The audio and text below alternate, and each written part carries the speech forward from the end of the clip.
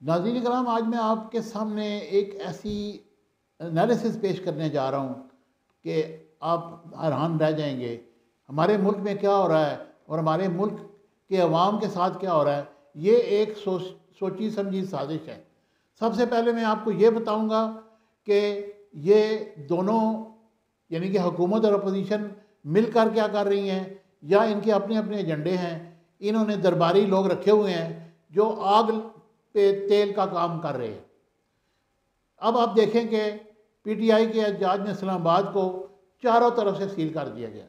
ऐसे पता चलता है कि हम एक जेल में बंद हो गए हैं। इंटरनेट सर्विस बंद है, दुनिया से रब्ता मुनक़ता हो चुका है। लोग अपनी लाशें उठाकर चारपाइयों पे लेके जा रहे हैं क्योंकि एम्बुलेंस को गुजरने का रास्ता नहीं मिलता। कल भी एक वाक़या जेलम में हुआ, रास्ता नहीं मिला और वो मरीज़ बेचारा एम्बुलेंस के अंदर ही इंतकाल कर गया। इसके बाद जगह जगह पर कंटेनर लगा दिए गए हैं, बल्कि कंटेनर्स को इन्होंने आपस में जोड़ दिया है, वेल्ड कर दिया ताकि को हटाया ना जा सके। लेकिन जब आवाम आएगी तो वो कंटेनर, लाजमी बात है, पहले भी उन्होंने इसी तरह हटाए थे और इनको गिराया था।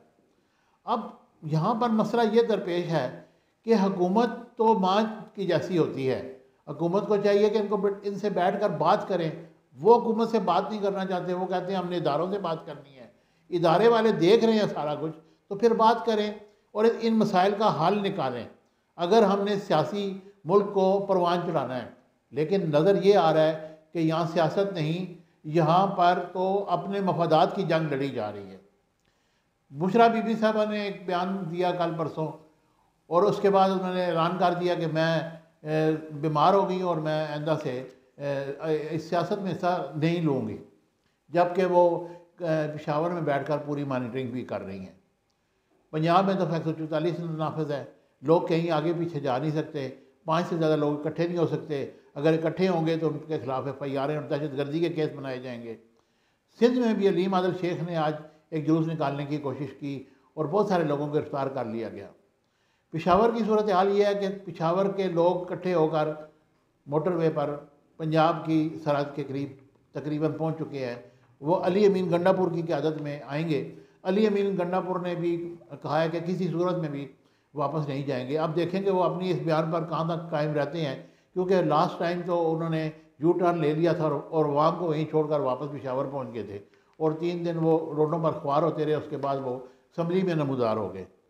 उधर से मोहसिन नकवी साहब का बयान ये आया कि किसी सूरत में किसी भी शख्स को हम यहाँ पर आने नहीं देंगे, अगर कोई आए तो गिरफ्तार होगा, उस पर दहशतगर्दी के केस बनाए जाएंगे। तो ये सूरत हाल ऐसी है जिसको समझना बहुत ज़रूरी है। सूरत हाल ये है कि यहाँ पर इक़्तिदार की जंग है या कोई बैरूनी एजेंडा काम कर रहा है।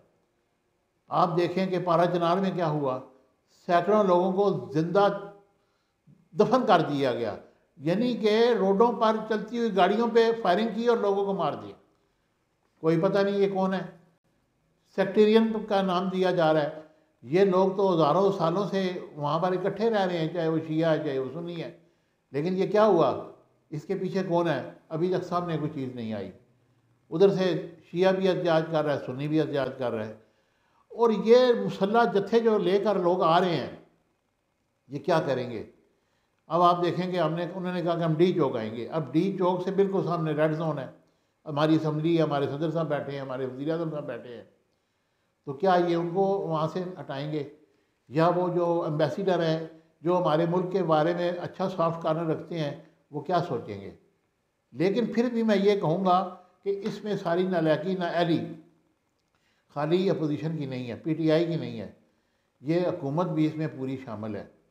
उसने जब बंदे इतने ज़्यादा नहीं थे, अब आप इस चीज़ का अंदाज़ा लगाएं कि जब आप किसी चीज़ को दबाते हैं तो वो ज़्यादा ज़ोर के साथ उभरती है, क्योंकि लोग ये समझते हैं कि इसमें लाजमी कोई इसमें फ़ायदा है। इसको दबाएं नहीं, कंटेनर हटा दें, इनको आने दें, वहाँ एहतजाज करेंगे, चले जाएंगे। और अगर आप ये समझते हैं इसमें दहशतगर्दी है तो फिर उनको चाहिए कि वह हुकूमत के साथ तावन करें। लेकिन मैं ये समझता हूँ कि ये एक बहुत बड़ी साजिश है और इस साजिश का नतीजा क्या निकलना है, ये चीज़ हमारे ऐवान इक़्तिदार और अपोजिशन को सोचना चाहिए। अवाम को के साथ एक खलवाड़ हो रहा है, अवाम भूखों मर रहे हैं, बिजली के बिल नहीं दिए जा रहे, अब तो गैस के बिल भी आने लगे हैं। ये सारी चीज़ें सोचने की हैं, ये हुकूमत की भी है और अपोजिशन की भी है। ठीक है, अगर किसी जगह कोई धांधली हुई है तो उसको इलेक्शन कमीशन अपना पर सर अंजाम दे। ये सारी चीज़ें तो आप लोगों को मालूम हैं, लेकिन अंदर की खबर ये है कि इस वक्त कहीं ना कहीं मुज़ाकरात हो रहे हैं और शायद शाम तक ये मुज़ाकरात कामयाब हो जाएं और फिर ये एहतजाज मौखर कर दें। और अगर नाकाम हुए तो फिर ये लोग आएंगे, इस्लामाबाद पहुँचेंगे या नहीं पहुँचेंगे ये तो वक्त ही बताएगा। लेकिन खुदारा मासूम लोगों को ना मारें, मासूम लोगों को ना मरवाएं और होश से काम लें, जोश से काम ना लें। और ये जो आपके इर्द गिर्द दरबारी लोग बैठे हैं इनको साइड पे करें और अपने दिमाग से काम लें, क्योंकि इन लोगों का काम सिर्फ आग लगाना है। इन्होंने तो अपनी दिहाड़ियाँ लगानी है, उसके बाद ये तो गायब हो जाएंगे, आपको नज़र भी नहीं आएंगे। मुझे उम्मीद है कि मेरा ये एनालिसिस आपको पसंद आएगा। हमेशा की तरह चैनल को लाइक शेयर सब्सक्राइब कीजिए।